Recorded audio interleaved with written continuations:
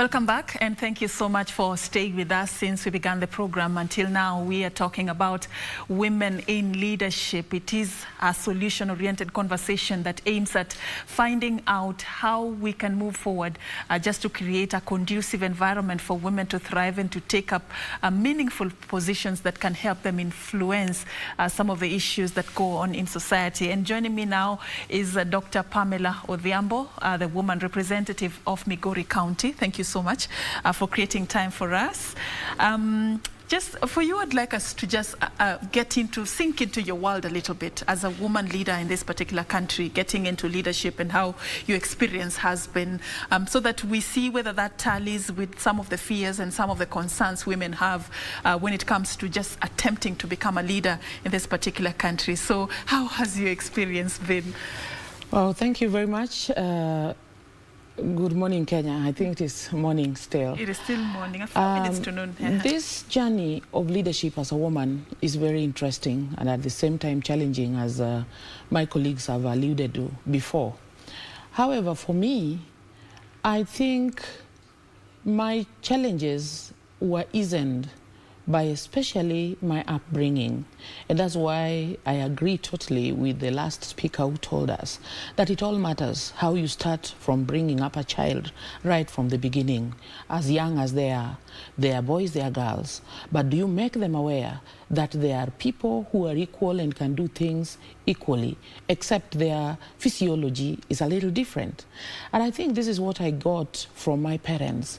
Thank God I lived, or I grew up in a family which was majorly composed of girls. And you know, traditionally, there were jobs and duties, even at the home level, secluded for the male and for the female. But my father and mother made us do everything.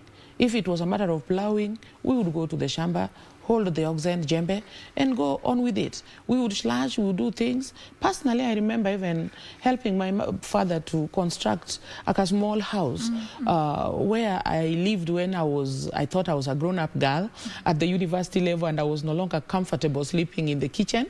So we constructed something that the Luos would call the Simba, you know, and it was very nice. He made us believe that we can do everything.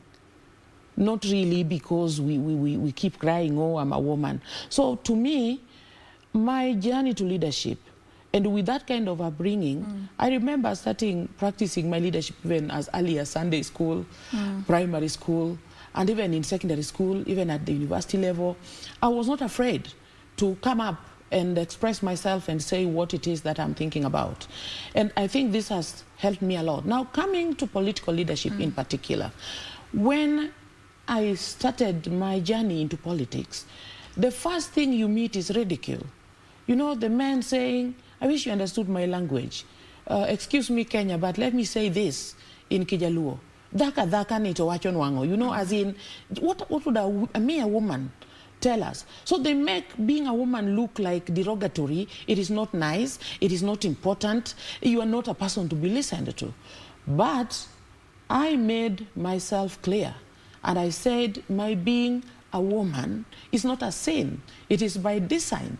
I stated to people all things that made me proud as a woman, including my getting married, my giving birth to my 11 children, and bringing them up successfully. I glory in that because I think it is a matter of acting really who I am.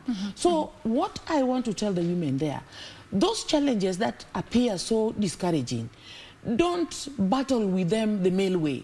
Battle with them the female way. That is what you are. Before we get to this female way, because that's what I'm interested in more, making that decision to leave the classroom as a lecturer to get into politics, what surprised you about how society views a woman leader, about women leadership? What is it that shocked you when you made that decision? What shocked me, everybody around me was wondering why I'm leaving a very secure, lucrative job to go into dirty politics. Including my own husband. At some stage, he thought I was really kidding. But you see, my getting into politics was also strange because I keep telling the nation of Kenya, I'm born again. And I've always prayed a lot and cried to God about the way I see things done wrongly in my nation, especially about the poor and the neglected, especially of my society. And at some stage, God faced me and said, but whom will I send? And the righteous are afraid. And even me, to be honest, I found myself afraid when I came to reality with what I've always seen in politics. I thought I'm not capable of lying, I'm not capable of giving bribes, I'm not capable of abusing anybody. God, even me, I was afraid. But God said, go. So with that kind of faith, I went. But even my own employer, the CEO of Jomo Kenyatta University, called me and sat me down. And she was like, why are you leaving your job? Everybody was dissuading me. But I said, no, I have to go. There is a contribution I am going to make to my people. And so I came out. And when I got out, the first people to dismiss me were the male, of course. But then when they saw I was adamant, they decided now to use fellow females to discredit me and even sometimes show disinterest in what I'm doing. But then I persisted and I said, and I repeat, I became the female and the woman, and I am still the female and the woman that I am. I took my time to come low to these women, explain to them, each one of them. I tried to talk to them in the languages that they basically could understand why I'm coming out. And I'm glad today they are very happy that I'm there in Migori County. They listened to you? They listened. In cases where, for example, my county is a bit cosmopolitan, among the Koreans, I would write down everything that I would like to tell them, and I would have somebody who can speak their own language to tell them what it is that I have in mind for them. But we do not have many Dr. Pamelas in the society. There are so many women who would not have the courage and the strength to come out and lead, even if they know they have something to offer. I mean, what does society lose by just blocking those women in their thousands out? A lot of things. And it is a lot of things. Let me tell you, women are such a treasure. A woman has got ability to even multiply the very least that you can imagine. You can give a woman 100 shillings and you'll be shocked how a woman would go to the market, get vegetables, get oil, get kiberiti, get all sorts of things. And by the end of the day, the family will feed. Give the same 100 bob to a man, they'll say, now what is this? He goes into some hotel, takes tea and mandazi, and that is the end of the story. Now, all we need to know as a society, when we exclude women from our decision making, from our actions and implementing them, surely we are leaving out a lot. Women are always very patient. Even when some things don't seem to be working, a woman has got this lingering hope that it will work. And that is such a treasure. In fact, women are the most courageous species that I know, because the woman can bear pain, they can endure, they can persevere. And with that kind of setup, women are able to sail through even serious storms that somebody can think, this is impossible, I can't face this. And so that kind of treasure in women, I urge my country, give all your women. In fact, let me not say give. Women we have demystified the word give and allow. Those chances. Be true. You and be the woman that you are. It is okay. It is not a sin to be a woman. In fact, it is a blessing. Yesterday, we were celebrating the International Women's Day. And this is the big message I told the women. Women are life givers. Imagine however gigantic a man is, however gigantic and fertile a man is, without a woman, there will be no reproduction, there will be no life continuing. So with that kind of mindset, I urge fellow women, you have what it takes to do that which needs to be done. For example, in Migori County, I'm telling you, quite a number of people are now able to do things themselves and get their money. Just because I decided I was not going to gonyo them or dish out little monies. I would give them those monies in groups and I tell them, this is what you are going to do. You have agreed to do it and make your money with or without me. Quite a number of women groups have come up and they're happy. Right. Young men this boda team that were looked like people who could simply be hired to go and make noise in funerals. I've turned their lives upside down. I told them, I sat down with them, taught them. I told them, you are respectable people. You are fathers and young men who your families are depending on you. I want you to be professionals. Know that your work is actually driving the economy of Migori County. And I gave them some little money to start themselves up. I'm telling you, some of them have gone very many steps ahead of where I left them. So I know if the woman will just discard that fear, it will not be taken away from you. You have to just arise and talk to that fear. Those ridicules, my best weapon. I don't give attention to anybody who wants to diminish what I am doing. I focus on what it is that I'm doing. You can talk, you can call me names, you can do things. You can even hire people to shout at me. But by the end of the day, I will focus on my objective and make sure what I wanted done is done. All right. And it has worked. This is what I have to share with fellow women. All right. Dr. Yes. Pamela, you've spoken a bit of French there, but I know that the message has gotten home either way. I translated it, though. All right. But then, you know, you've talked about the gem that is hidden in women who are not given the opportunity to come out and lead because courtesy of the challenges that the society has created for them. And you've also talked about what you yourself as a woman leader has been able to achieve in terms of transforming the lives of people in Migori County. If all this is possible, if there's such positivity in women leadership, then why is society still suspicious about allowing or just having a woman in position? Why are we still backward in terms of just making the playing ground equal for women to also thrive in these leadership positions? I don't see it as being suspicious, but I think it is jealousy. The male know the power that is in these women. But you know the nature of the male is that they want to be seen to be the most powerful, even if they were the weakest.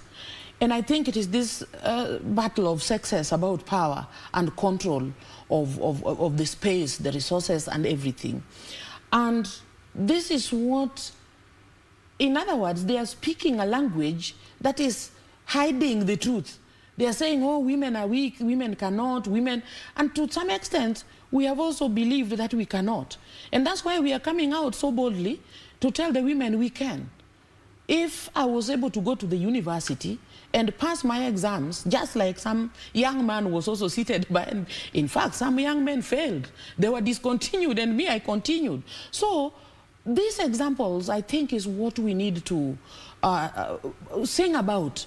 And I hope the women will listen to this song, new song, and believe that, yes, women can.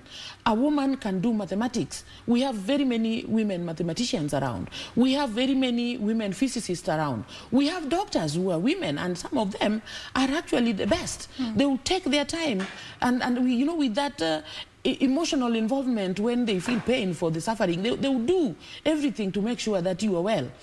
I think there is already a lot of song, a new song about women, that the women we need to come out and embrace. And even in the new dispensation, even in positions of leadership, you've seen the entire world, from Europe to Americas and everywhere, are realizing that women leadership, kumbe, is even better than the male. Because the male, most of the time, they would be territorial in nature. They want to fight, they want to steal, they want to be seen to control everything.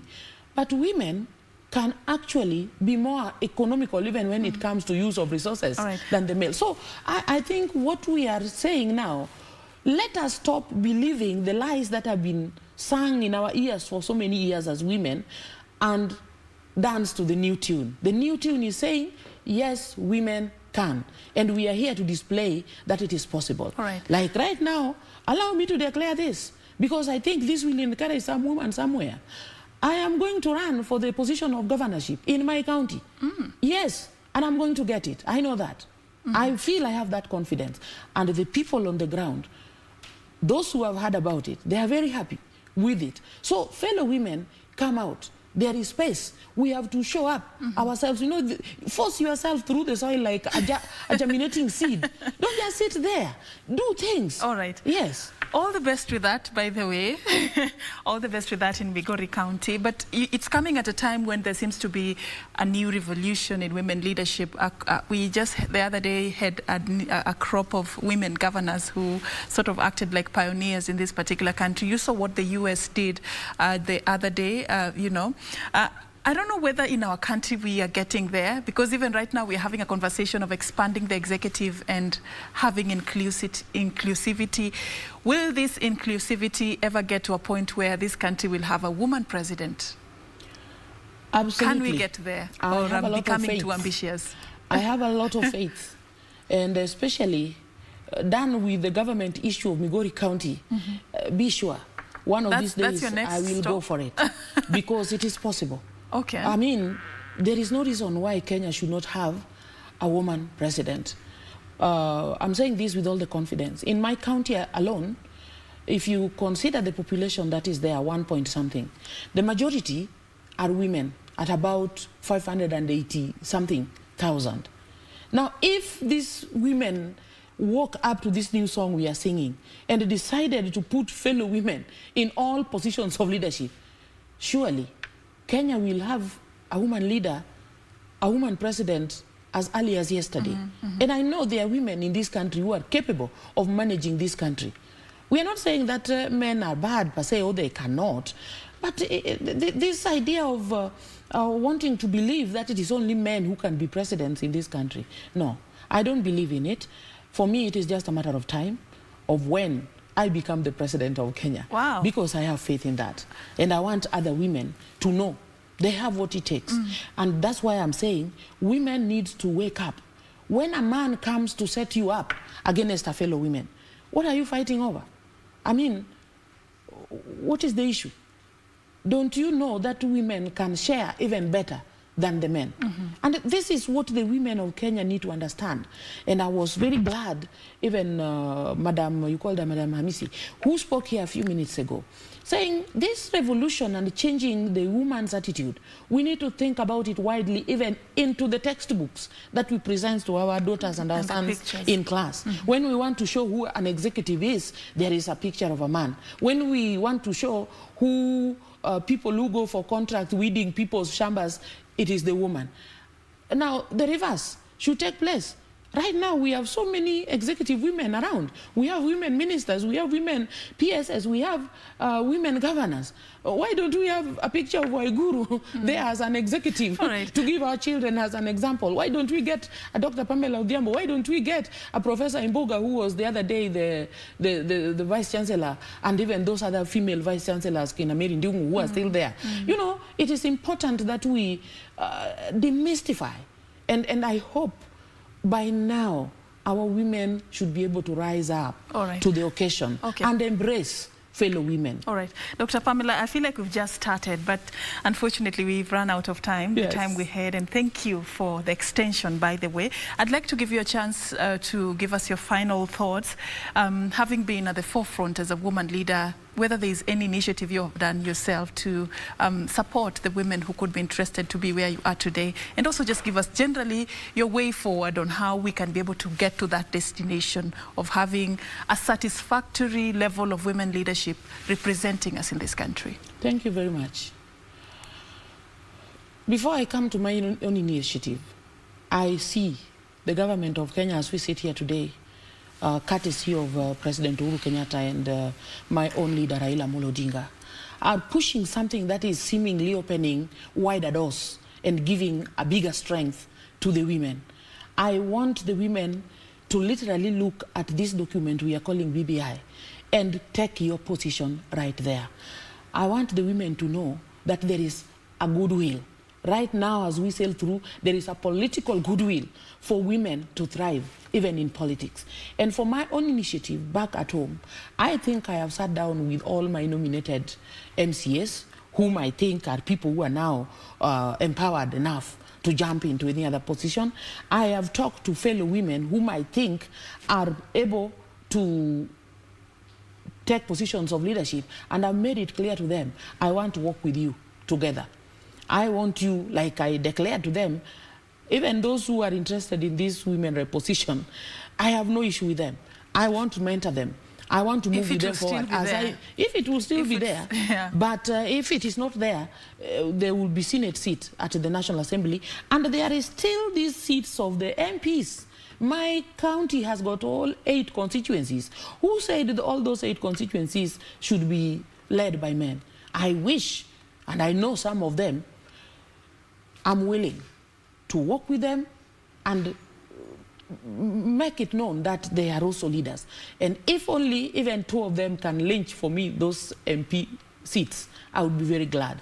So this is what I'm doing. I have told them what they need to do, and I am telling them something that I think is unique about me. I don't want to do politics the male way. I want to do it the female way. What is the female way? Just who I am. I don't have to fight. I don't have to throw stones. I only have to talk humbly to people and address the issues that are affecting the people and talk to the people to listen and buy the idea that I have towards solving those problems. When it is campaign time, hakuna pahali imeandikwa that if you are going to be at this venue, I also have to be at that venue. That county is so big. When I'm campaigning in Timaru, why can't my opponent be in Opapo near Homa Bay there? There would be no conflict. Right. I am telling women to be women. Let us not fight our political battles the male way. Okay. The male way is being rejected by the society. People call it violence. We don't want violence. Thank you so much. And so let us promote peace and focus on what we want to do for the people of Kenya. Thank you so much. Thank you. Dr. Pamela Odhiambo, the woman representative of Migori County, sharing her insights on women and leadership in the country, her experience as well as a woman leader, and what that has taught her, and the plans that she has for women, what she's doing currently to mentor upcoming women leaders. We'll be picking up this conversation in the near future. Yes. It has been a pleasure doing this for you, and thank you so much for staying with us. We also appreciate the extension. We are going now to be paving way for the Swahili version of the program, Tamrin. Nancy Okware will be taking it up from here. My name is Serfine Achieng, and our sign language interpreter is Byron Abule.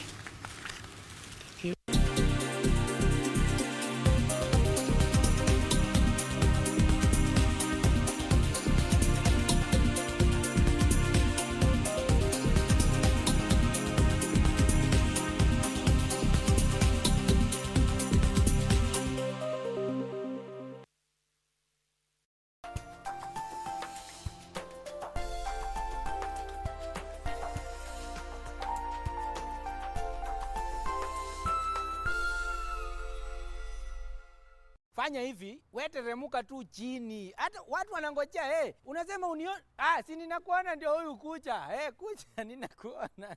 Yoi. Nimekuita mara ngapi Kate? This is the Nissan Note. Hii ndio motoka. Not that this is the Nissan Note we are giving out. Na ni rahisi sana kuwekelea bid. Unaenda kwenye lipa na M-Pesa. Unaweka paybill number 4032353. Kisha unakelea account number ya Nissan Note ni Note, N-O-T-E. Namba ambayo unapenda, labda unapenda 100, labda unapenda 200. Wekelea Note 100, Note 200. Alafu tutakuitisha shilingi 40 peke yake, 40 bob only. Weka pin yako, utakuwa umekelea bid ya hii Nissan Note. Inakungoja wewe mahali popote ulipo. Mimi na mtumishi tutakupea. I want to inform you that the Ministry of Health